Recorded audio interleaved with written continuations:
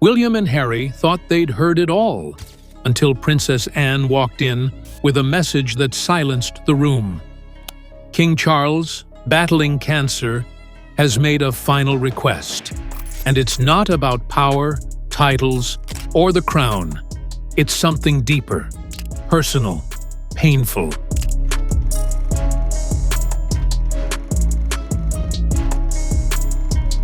And it could change the royal family forever.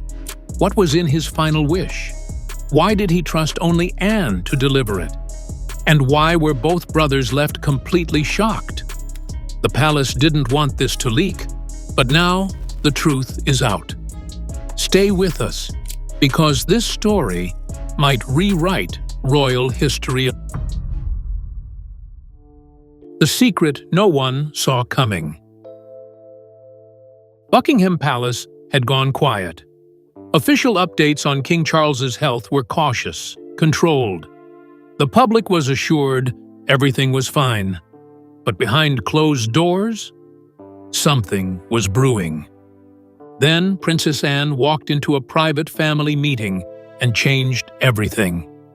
With calm, deliberate words, she revealed King Charles's final wish. Not written in a press release, not signed in ceremony, but spoken, entrusted to Anne alone. And when she said it aloud, William and Harry froze. This wasn't about money, it wasn't about property, it wasn't even about titles. It was personal, and it was shocking. Why now? Why Anne? Why this moment? For years, the family had pretended things were healing, smiling at public events, waving at crowds, saying just enough to keep the press guessing. But now, the king, in a moment of illness and vulnerability, had spoken not as a monarch, but as a father. And what he asked would test the brothers more than any royal scandal ever had. Because this final request could either mend what's been broken or break what still remains. King Charles's health behind the curtains. To the world, King Charles appeared composed, regal, steady.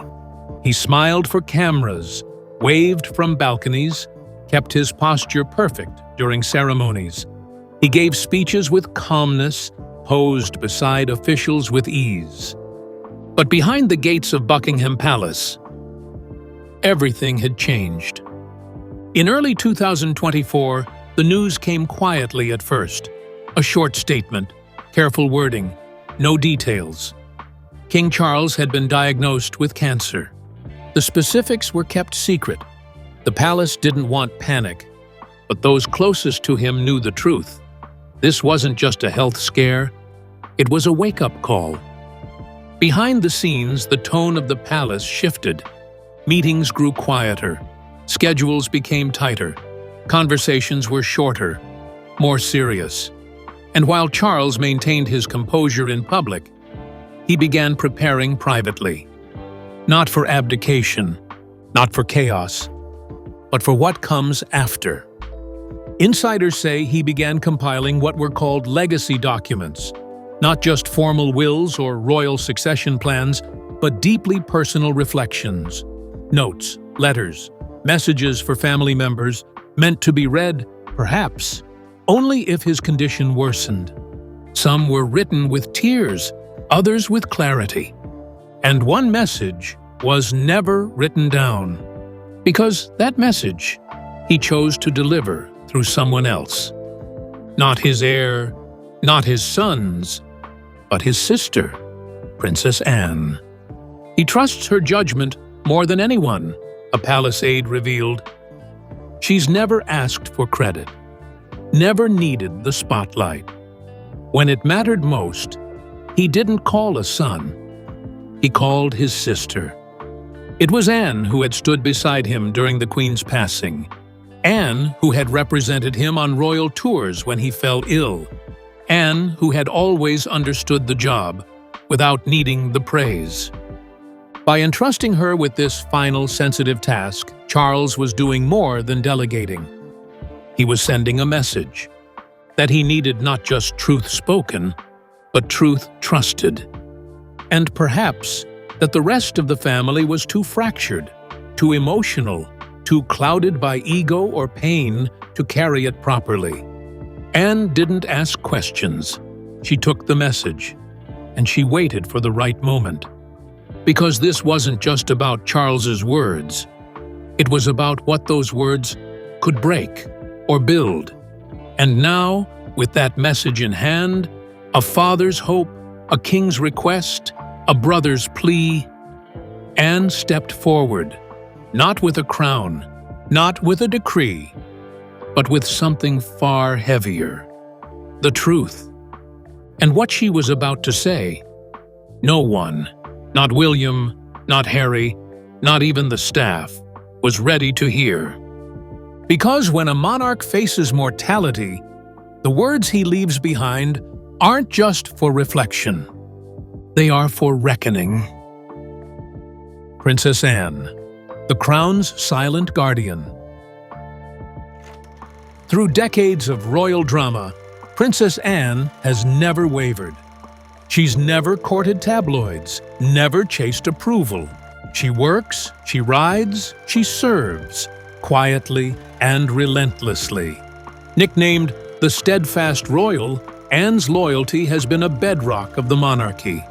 And for King Charles, she has always been the one person who didn't want anything except the truth.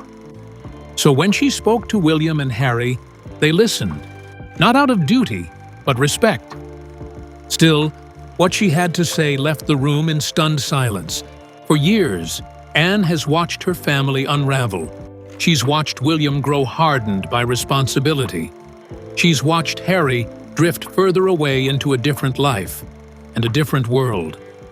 But now, she was speaking for the king, and what she carried wasn't a request. It was a plea. A plea to end the feud, a plea to put the family before the pain. And it came with a warning. If you don't listen now, Anne said, you may regret it for the rest of your lives. This wasn't just about William and Harry anymore.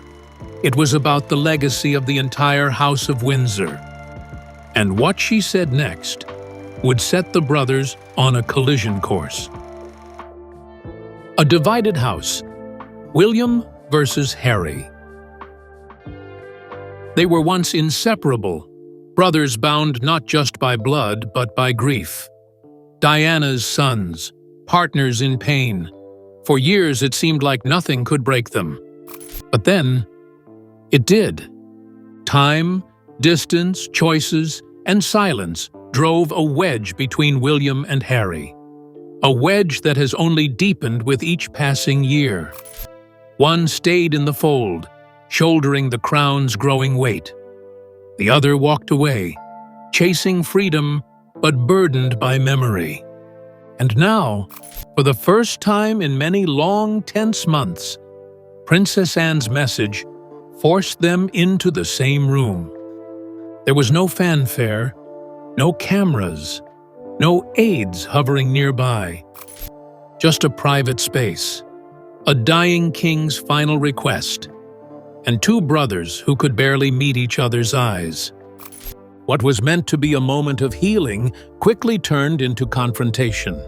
Anne, firm but emotional, delivered the words Charles had asked her to share.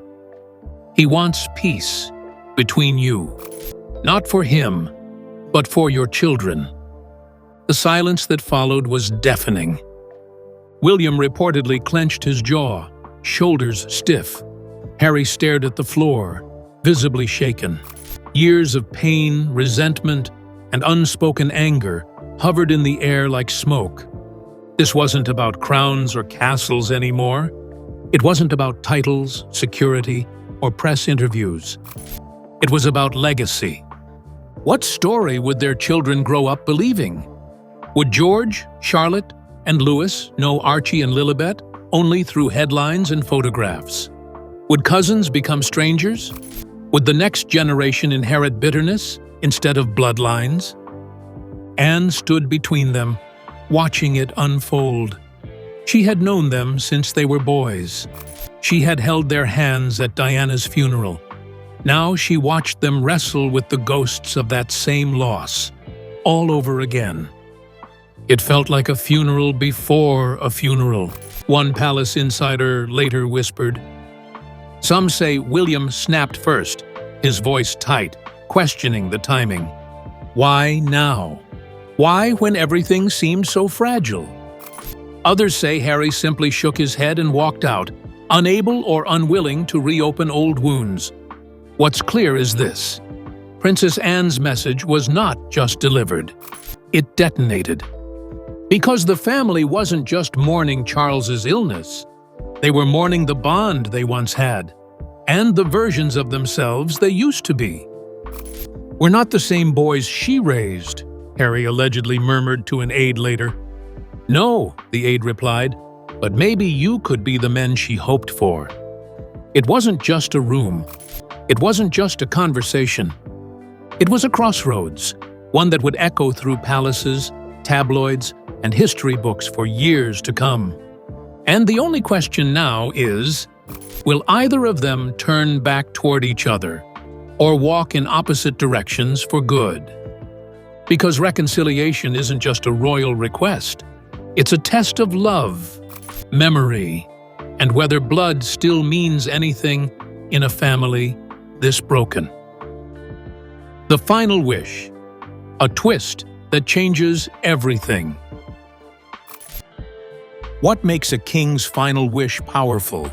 Not the throne, not the gold, not the legacy, but the simple words of a father who knows he may not have much time left. And King Charles's wish was simple: bring my sons back together. It wasn't dramatic. It wasn't grand.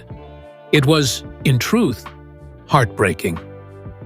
Do it for George, for Archie, for Charlotte and Lilibet, he had reportedly said to Anne. He wasn't thinking about his image. He was thinking about the future, a family united or a crown fractured. But when Anne passed along that wish, the brothers reacted very differently. William, some say, was silent, perhaps considering, perhaps resisting. Harry, according to insiders, looked visibly shaken. "He's asking for something I'm not sure we can give," Harry reportedly whispered. The moment was filled with grief, confusion, and something else: hope. Because while the brothers may not have embraced, they didn't reject it outright. Not yet. And in the quiet aftermath of Anne's revelation, one thing had become clear. This wasn't just a father's dying wish. It was a royal turning point. What happens next would decide everything. The crown and the children. It's often said that the monarchy is built for the future, not the past. But what happens when the future is caught in the crossfire? King Charles's final wish wasn't just about William and Harry.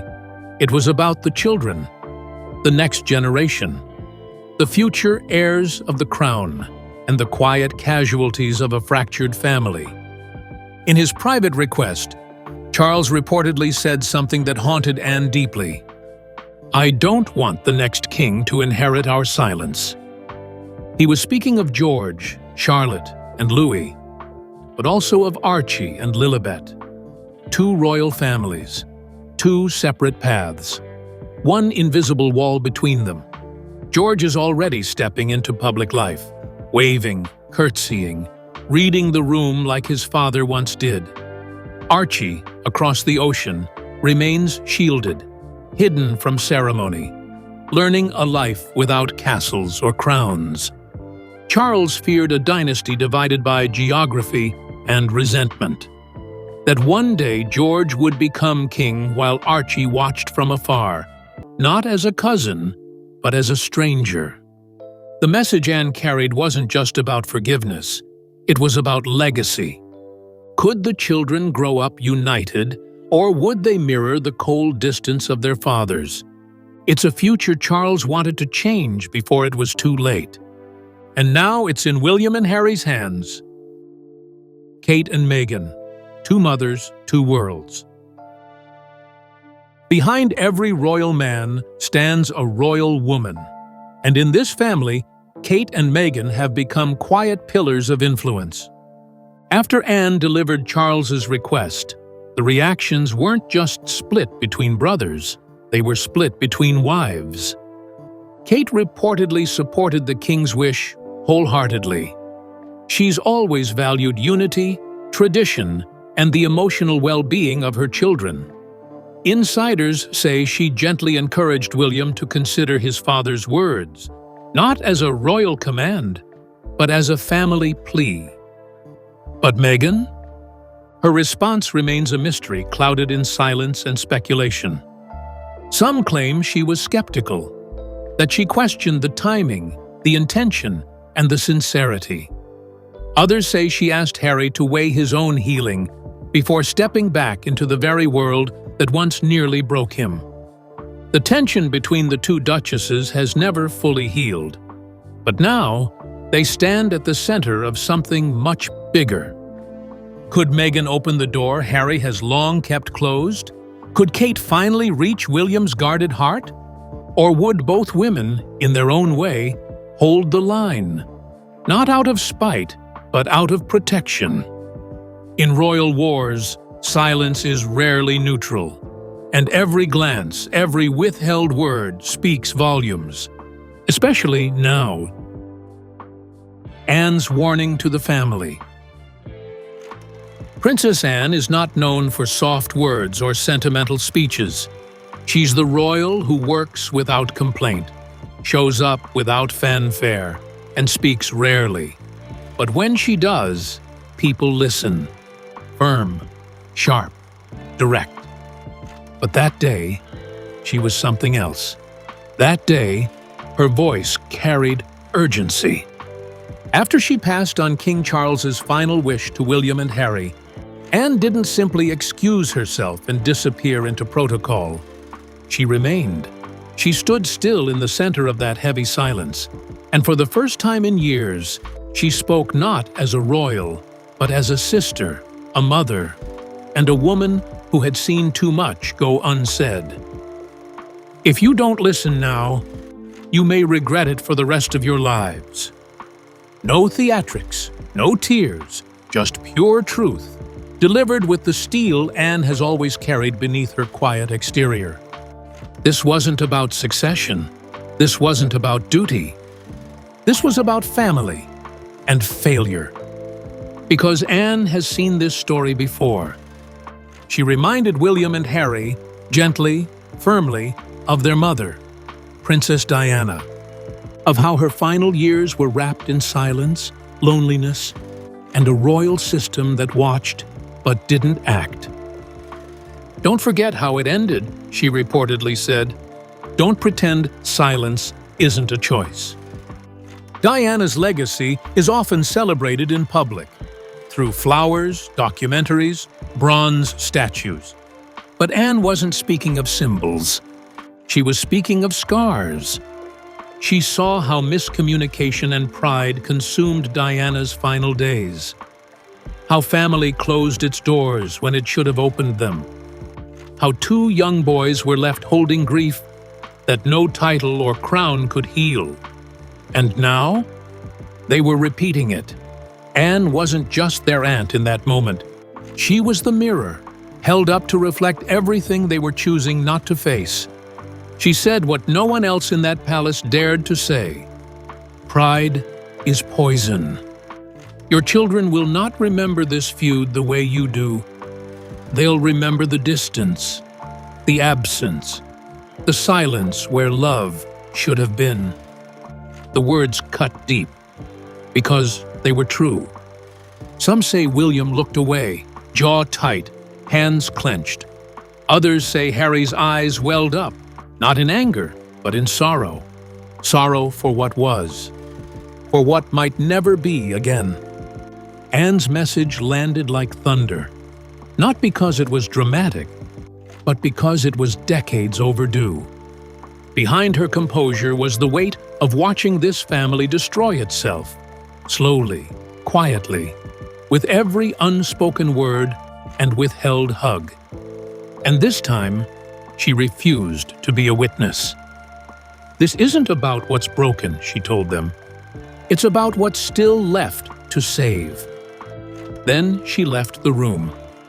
Not because her job was done, but because the choice was no longer hers to make. Now, it was theirs. And the clock was ticking. Public pressure, private pain. The news didn't stay private for long. It never does. Within days of Anne's revelation, the story, or whispers of it, hit the press.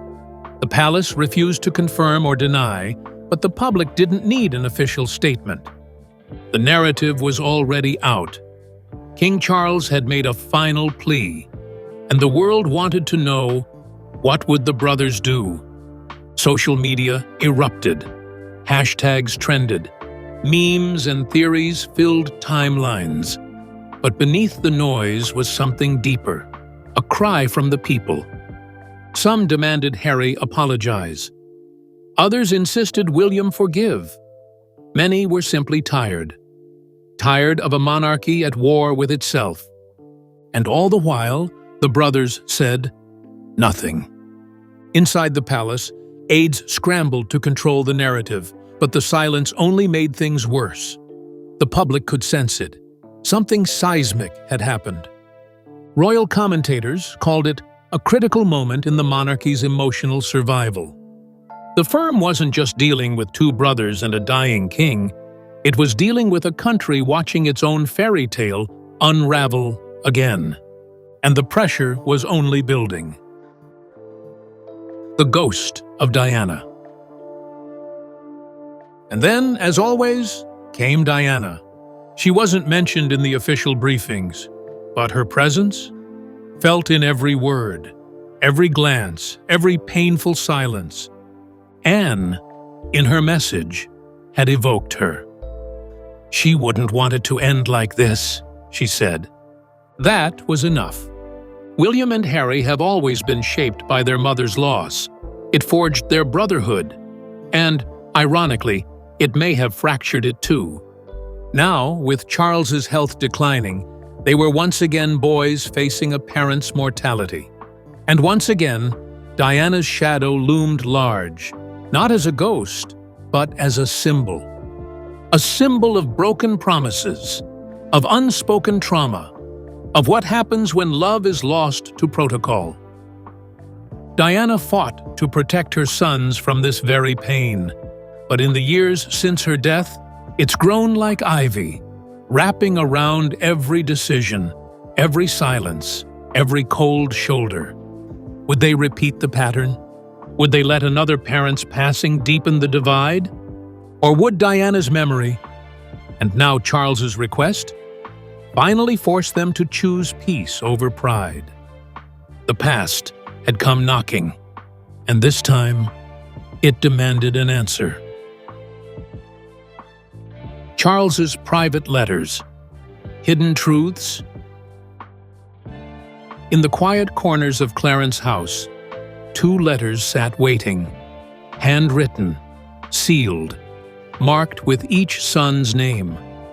They weren't legal documents. They weren't instructions. They were goodbyes. Sources close to the palace claim that King Charles left behind private letters, one for William, one for Harry, delivered only if his health continued to deteriorate. And when Anne revealed his final wish, she also delivered these letters. No one knows exactly what they said, not even Anne. She only passed them along. But insiders say that when William and Harry opened them, something shifted. One aide described William's reaction as stone cold, unreadable. Harry, on the other hand, was visibly shaken. It broke him, they whispered. Some speculate Charles wrote to William as a king writes to a successor, with legacy and burden in mind. Others believe he wrote as a father first. And for Harry, it was forgiveness, or at least an attempt. No throne is worth more than your brother. Those are the words one source claims were written in Charles's own hand. For two brothers standing oceans apart, in life, in values, in grief, these letters were more than farewell. They were a challenge. Could they carry on as they were, knowing these were their father's final thoughts? Or would they be brave enough to change the ending? What happens if they ignore him? The monarchy survives on one thing above all else: unity, not popularity, not wealth, not tradition. Unity. And King Charles knew this. That's why his final wish for William and Harry to reconcile was more than emotional. It was existential. Because if they ignore him, the cracks in the royal foundation will no longer be private. They'll be public, permanent, and possibly irreversible. Already, support for the monarchy among younger generations is slipping. People no longer see the crown as untouchable.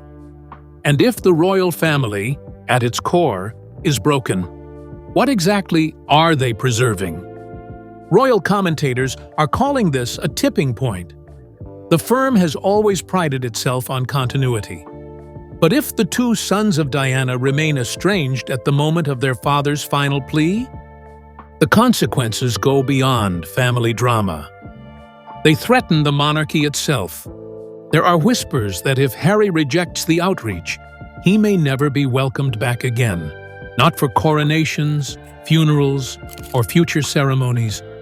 And if William hardens his heart further, the public may begin to see the heir not as a future king, but as a distant one.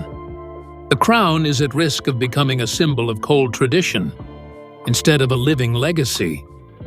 And the choice sits with two men who used to be boys running through Kensington Gardens together. If Charles passes without their answer, the silence will speak louder than anything. A crossroads for the monarchy. This is the moment. Not a tabloid scandal, not a balcony wave, not a royal wedding, but a crossroads. With King Charles's health uncertain, the family and the institution stand on the edge of something historic. Princess Anne has done her part. She delivered the message. She gave the warning. She even reminded them of their mother. Now the burden is no longer hers. He's spoken. Now it's your move, she reportedly told them. William and Harry now face a choice. A final one, perhaps. Do they put aside old wounds and honor their father's dying wish? Or do they stay the course, cold, distant, and divided, letting the next generation inherit a crown built on silence? The world is watching. The pressure is mounting. And behind the walls of Windsor, the future is being decided in whispers, tears, and silence. What will they choose? Because whatever happens next will define the royal family for decades to come. And as one palace aide put it, if they walk away from this, it won't just break the crown. It might break the story forever. King Charles's final wish wasn't just a family message. It was a moment that shook the future of the monarchy. Will William and Harry listen? Or is it already too late? Let us know your thoughts in the comments. And don't forget to like, share, and subscribe for more royal revelations.